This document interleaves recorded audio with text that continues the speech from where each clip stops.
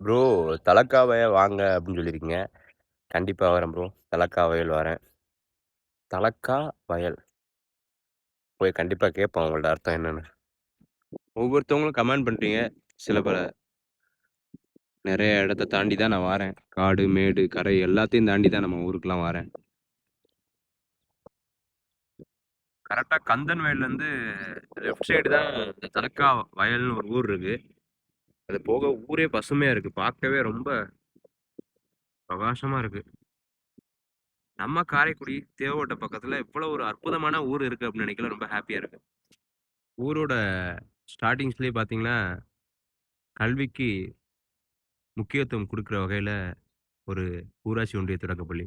அதுலேருந்து தான் ஊரே ஸ்டார்ட் ஆகுது. புளிய மரம் வேற லெவல்ல இருக்கு. வாங்க கண்டிப்பா போவோம். வரிசையா ஊரே பார்த்தீங்கன்னா புளிய மரம், நடுவுல ரோடு சூப்பரா இருக்கு. மறுபடியும் கந்தன் நகர் வருது.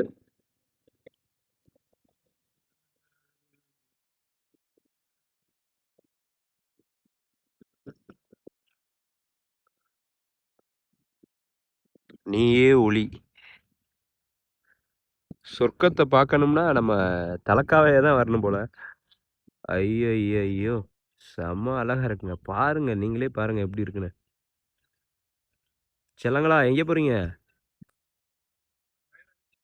ஊர் என்ட்ரன்ஸ்லயே பார்த்தீங்கன்னா ஒரு ஸ்கூலு. அத சுத்தி கம்மா, நீளமான கம்மாய். அத தாண்டி வயல், வயல்கரை. பாதுகாப்புக்கு நம்மளோட சாமி, கருப்பர் ஆலயம், சொர்க்கம்.